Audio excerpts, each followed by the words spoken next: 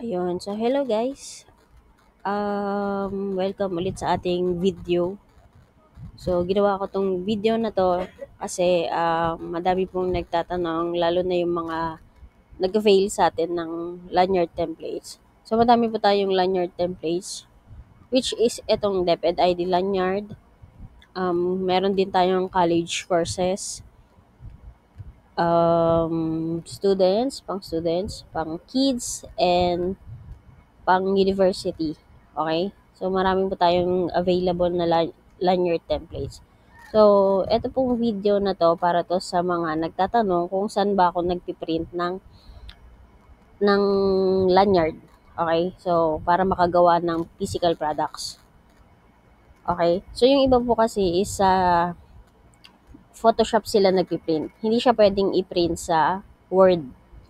Kasi yung iba nagtatanong kung pwede ba daw siya sa Word. So, hindi ko po na-try, pero ang alam ko, hindi siya pwede kasi ang size po ng lanyard natin is 34 by 1 inch.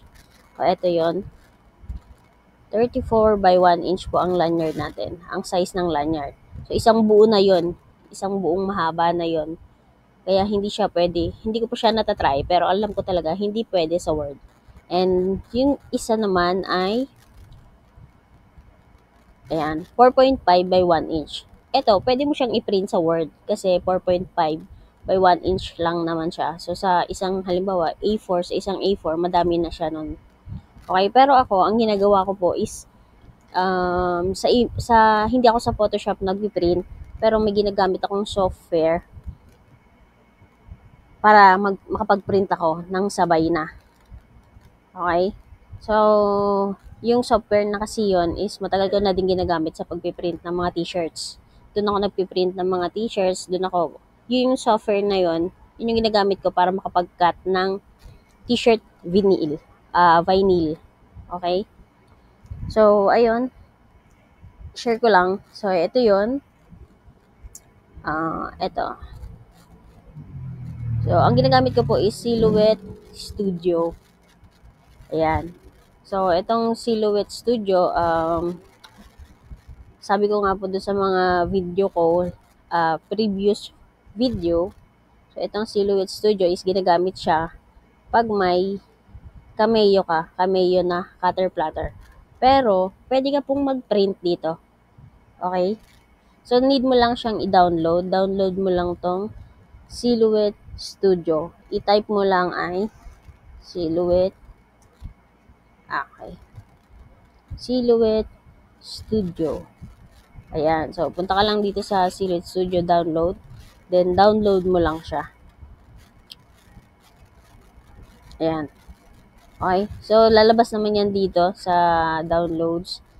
Click mo lang siya and i-install mo. Okay. So, the next, eto. Pag na-install mo na siya, ito na po yung kalalabasan niya. Ayan. Ito na yung bagong version ng Silhouette Studio.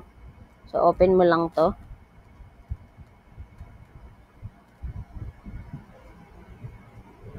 So, pag in-open mo yan, ito na yung kalalabasan niya. Ito na yung pinaka-home niya. Ayan. So, Silhouette Studio. So, ang size nito is 12 by 12. Okay. So, since 12 by 12 yan, at yung lanyard natin is 34 by 1 inch, kailangan natin siyang palitan ng settings para makapag-print tayo ng lanyard na 34 by 1 inch. Okay. So, download muna natin tong lanyard natin. Okay. So, ayan, meron po tayong Canva editable na lanyard template. Ayan. I-download lang natin to.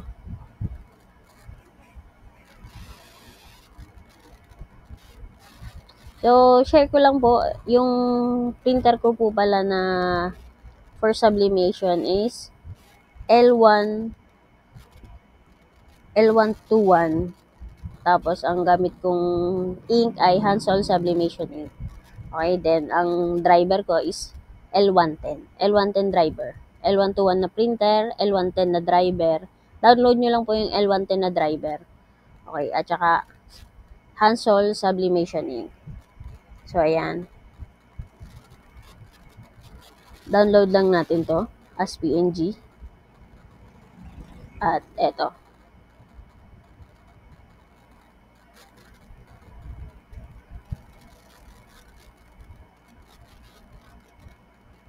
Ayan. Oh, then after nyo pong ma-download, punta po kayo dito sa Silhouette Studio. So, papalitan natin yung settings na to para makapag-print tayo ng 34 by 1 inch. Okay, so punta ka dito sa may Open the Page Setup panel. Click mo lang yan. Then, itong Cameo. Tapos, inan mo lang to. Yan. So, nawala yung ano niya, cutting mat. So, meron kasing actual na cutting mat yun. Kung meron kayong Cameo dyan, may cutting mat yun. Yun yun. So, i-click mo lang yun. Tapos, i-click mo lang tong none. Okay. So, itong media size natin, gagawin natin custom. Ayan. So, ang meron kasing sublimation paper na pang lanyard talaga, which is 25 by 100 cm. So, around 8.3 ang ginagamit ko eh. So, palitan lang natin tong width. Tapos, 39. So, ang alam ko, ang 100 cm is 39. Around 39 inches. So, ito, inches po ito ha. Ayan, inches. Around 39. Pero, ang nilalagay ko is 40 para masakop niya yung 39 hanggang 39. Ayan. Ito yung pinaka-actual niya. Okay, ayan. So, kanina, 12 by 12 lang siya. Hindi ka pwedeng maglagay ng mas mahaba since 12 by 12 lang talaga yung sakop ng cutting mat. Okay. So, kailangan mo siyang palitan ng settings. After mong mapalitan ng settings, i-upload mo lang yung dinownload natin na lanyard. Okay. So, ayan. Ito na yung dinownload natin na lanyard. Ayan. So, ano to? 34 by 1 inch. So, palitan natin yung width niya. Ay, sorry. So, 34. So, mali. Sorry, dito. 34. Ayan. So, ayan. Ito, lumabas na, diba? 34 by 1 inch. So, ayan, meron pa siyang sobra. Pero, ito kasi yung pinaka-size talaga ng sublimation paper. Okay? So, ganyan ako i-upload mo lang siya. May copy mo lang yung copy. Para hindi masayang yung sublimation paper. Ayan. So, 5 ang kasya.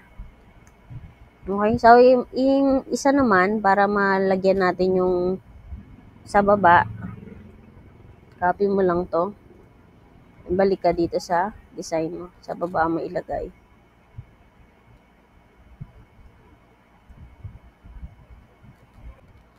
Ayan. So, ilagay mo lang dito sa baba yung lanyard. Okay, ayan. I-ano nyo na lang. Isakto nyo na lang. Kasi, ayan. Isakto nyo lang para sumakto sa sa paper mismo. Kasi ang ginagamit ko talaga dito is yung PC namin. Pag nandito kasi ako sa laptop, so nahihirapan akong i-adjust dito sa paper. Okay. So, ayan.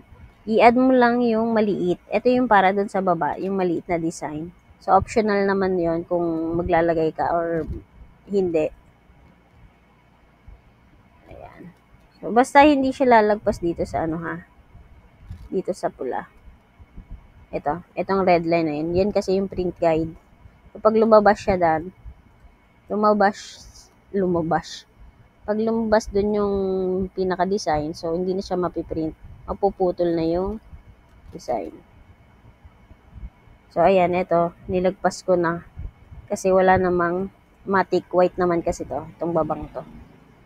Okay. So, pag ganyan na, diba dapat kailangan naka-mirror. Pwede mo siyang i-mirror dito. Pero pwede din naman dun sa pinaka-design, sa pag-print na. Okay? So, pwede mo siyang i-mirror pag magpiprint ka na dun sa mismong printer. Pero pwede din dito. So, i-select all mo lang yan. Select all. Yan. Tapos, flip horizontally. Ayan. So, naka-mirror na siya. Kailangan mo naka-mirror pag sublimation process, ha. Kailangan mo siyang i-mirror. Kasi pag hindi mo siya na-mirror, tapos na-print mo, pag nilapat mo siya doon sa mismong t-shirt or yon sa lanyard, baliktad siya. So, kailangan mo siyang i-mirror bago mo siya i-print. So, ito, pagka-print, ipiprint na natin siya. Okay, so, ang remember ha, L110 po yung gamit kong driver. So, ito, click mo lang to, send to printer. Ayan. So, ayan, naka-ano pa siya, naka A4 pa siya, pero papalitan natin yan. Click mo tong print, L110 series, etong L1, kung ano yung gagamitin, click mo lang yung ginagamit mong pang subli. So, ginagamit ko ay etong L110 na sublimation. Okay, so preference, papalitan po natin yung settings niya. Gagawin nating 8.3 by 40, which is yung settings natin dun sa Cameo. Dun sa home, ito, sa home page niya. Okay? So, click mo lang yan. User define. Okay. So, click mo tong inch para hindi ka malito. So, gagawin natin siyang 8.3 by 40 inch. Okay. Ayan. So, naka-settings na yon ha. 8.3 by 40 inch. Ayan. Tapos, Epson matte yung ginagamit ko at high yung quality. So, apply mo lang yun. Then, saka mo ipiprint. Okay, matik na yon. Matik na kay, ano yon, na magsisend yun dun sa L110 na printer nyo. Okay? L120, sorry. L120 or L121.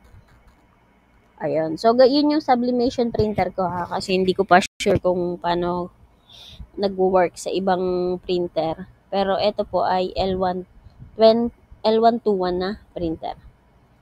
Ayun, magpiprint na siya ng ganun. Okay. So, ganun lang po yung ginagawa ko kung paano ko mag-print ng lanyard. Okay. So, yung mga magtatanong pa, ito po yung ginagamit ko talaga. Way kung paano ako makapag-print. Since hindi nga ako marunong mag-Photoshop. Canva, ito, Silhouette Studio lang po yung ginagamit ko. So, pwede ka din kasi ditong mag-customize ng sizing mo. So, halimbawa, kung yung ano mo is 12.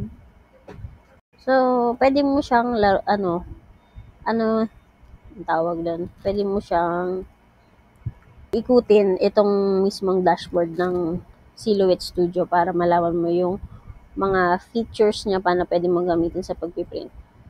Okay? So, ayun lang po. Sa mga hindi nakakaalam po, i-ano nyo na lang.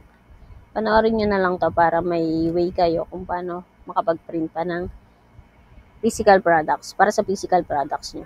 Okay, so thank you sa panonood po. Sana may natutunan kayo sa akin. So, ayun. Hanggang sa muli pong video.